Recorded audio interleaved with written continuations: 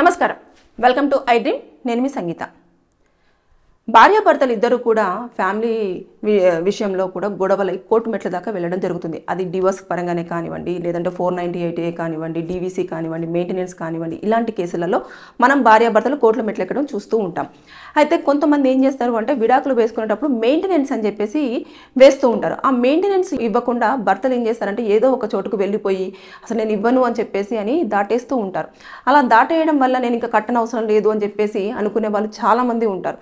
కానీ మీరు కనుక కట్టకపోతే, అంటే ఎప్పుడైతే వైఫ్కి కోర్టు ఇంత ఎవ్రీ మంత్ మీరు ఇవ్వాలి మెయింటెనెన్స్ అని చెప్పేసి ఆల్రెడీ మీకు మెన్షన్ చేసినప్పటికీ మీరు దాన్ని ఫాలో అవ్వకపోతే ఎలాంటి పనిష్మెంట్ ఉండే అవకాశం ఉంటుంది, నెక్స్ట్ ఏం జరుగుతుంది అని చెప్పేసి మనం ఒక్కసారి చెప్పుకుంటే, ముందు మీకు ఒక నోటీస్ వస్తుంది కోర్టు నుంచి వెళ్ళి. వచ్చిన తర్వాత మీరు కోర్టుకు అటెండ్ అవ్వాలి. మీరు ఎందుకని మీ వైఫ్కి మెయింటెనెన్స్ ఇవ్వట్లేదు అనే దానికోసం అని చెప్పేసి మిమ్మల్ని కోర్టుకి రమ్మని పిలుస్తారు. మీరు కోర్టుకు ఇచ్చిన నోటీసును కనుక ధిక్కరిస్తే అనుకోండి, దాన్ని కోర్టు ఇచ్చిన వాయిదా ఏదైతే ఉంటుందో దాని ప్రకారంగా మీరు కోర్టుకు రాకపోవడం వల్ల దాని మీద మీకు ఒక పనిష్మెంట్ ఉండే అవకాశం ఉంటుంది. ఇకపోతే ఏదైనా మీ పేరు మీద ప్రాపర్టీ ఉంది అనుకోండి, అంటే మూవేబులే కానివ్వండి, ఇన్మూవేబులే కానివ్వండి, అంటే కొన్ని ప్రాపర్టీస్ ఉంటాయో అవన్నీ కూడా లెక్కించడం జరుగుతుంది. జరిగిన తర్వాత వారికి ట్రాన్స్ఫర్ చేయడం అనేది కూడా చేస్తూ ఉంటారు. ఇకపోతే జాబ్ ప్రొఫైల్ చూస్తారు. మీరు ఏ జాబ్ చేస్తున్నారు, ఎక్కడ జాబ్ చేస్తున్నారు, మీ ప్రొఫైల్ ఏంటి అనేది పూర్తి స్థాయిలో ఎంక్వైరీ చేసి మీ శాలరీ ఎంత అనేది కూడా చూస్తారు. అది గవర్నమెంట్ ఎంప్లాయీ అయినా లేదంటే హై శాలరీడ్ ఎంప్లాయీస్ అయినా ఎవరు ఉన్నా సరే వాళ్ళని చూస్తారు. చూసిన తర్వాత మీ శాలరీ ఎంత అని క్యాలిక్యులేషన్ చేసి దాంట్లో నుంచి కొంత పర్సెంటేజ్ అనేది వైఫ్ అకౌంట్లోకి ట్రాన్స్ఫర్ అయ్యే విధంగా కూడా ఒక ఆర్డర్ని పాస్ చేయడం జరుగుతూ ఉంటుంది. లేదు ఇంకా ఏముందిలే, నేను ఇవన్నీ చెయ్యను, నా దగ్గర ఏమీ లేదు, ఆస్తులు లేవు, తర్వాత ఉద్యోగము లేదు, అసలు నేనేమీ చేయలేను అని చెప్పేసి మీరు కనుక చేతులు ఎత్తేసి నా దగ్గర ఏమీ లేదు సార్ అని చెప్పేసి మీరు జడ్జి ముందు నిల్చుంటే, అప్పుడు జడ్జి ఏం చేస్తారు అంటే ఇమీడియట్గా అరెస్ట్ వారెంట్ అనేది ఇష్యూ చేయడం జరుగుతుంది.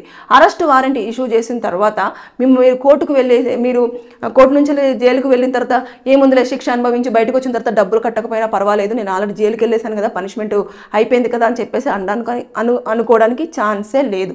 మీరు బయటకు వచ్చిన తర్వాత మళ్ళీ తను ఒక పిటిషన్ వేసుకొని నాకు మళ్ళీ మా ఆయన దగ్గర నుంచి మెయింటెనెన్స్ అందట్లేదు అని అంటే, మీరు కట్టని మంత్స్ ఎన్నైతే ఉన్నాయో అన్ని మంత్స్కి ఎంతెంత అయ్యిందో అది చూసి దానికి ఇంట్రెస్ట్ వేసి మరి కట్టాల్సిన పరిస్థితి ఉంటుంది. కాబట్టి మెయింటెనెన్స్ ఇవ్వకపోతే నేను ఎక్కడో ఉంటాను, నాకు అవసరం లేదు, నేను ఇస్తే పట్టించుకుంటారు పట్టించుకోకపోతారు అని లేదు.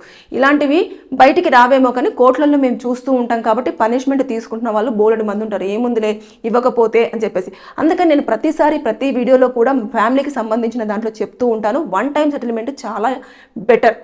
ఇలా మెయింటెనెన్స్ అనేది ఇలాంటి ప్రాబ్లమ్స్ క్రియేట్ చేసే అవకాశాలు ఉంటాయి. కాబట్టి ఎప్పుడైనా సరే ఫ్యామిలీకి సంబంధించిన దాంట్లో మెయింటెనెన్స్ అనే విషయంలో చాలా జాగ్రత్తలు పాటించాలి.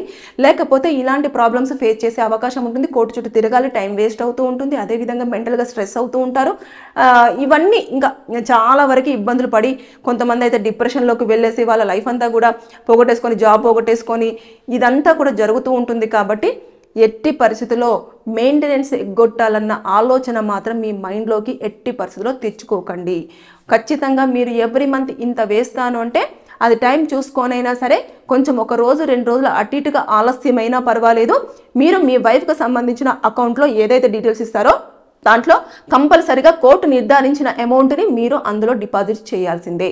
చేయని పక్షంలో ఇప్పుడు నేను చెప్పినట్టుగా ఆవిడ కనుక మళ్ళీ పిటిషన్ వేసింది అనుకోండి, నేను ఇప్పుడు చెప్పినట్టుగా మీకు పనిష్మెంట్ పడే అవకాశాలు చాలా వరకు ఉంటాయి. చాలామంది ఎగ్గొడుతూ ఉన్నారు, చాలామంది కాల్ చేస్తూ ఉన్నారు, మేడం నాకు మెయింటెనెన్స్ ఇవ్వట్లేదు, ఒక 2 నెలలు ఇచ్చాడు, 3 నెలల నుంచి ఆపేశాడు, 1 సంవత్సరం ఇచ్చాడు, తర్వాత నుంచి అసలు మానేశాడు, ఫోన్ ఎత్తట్లేదు, ఇవన్నీ చెప్తూ ఉన్నారు. కాబట్టి ఈ వీడియో చాలామందికి ఉపయోగపడుతుంది అన్న ఉద్దేశంతో నేను పూర్తిగా ఇన్ఫర్మేషన్ ఇస్తూ ఈ వీడియో చేయడం జరిగింది. Thank you.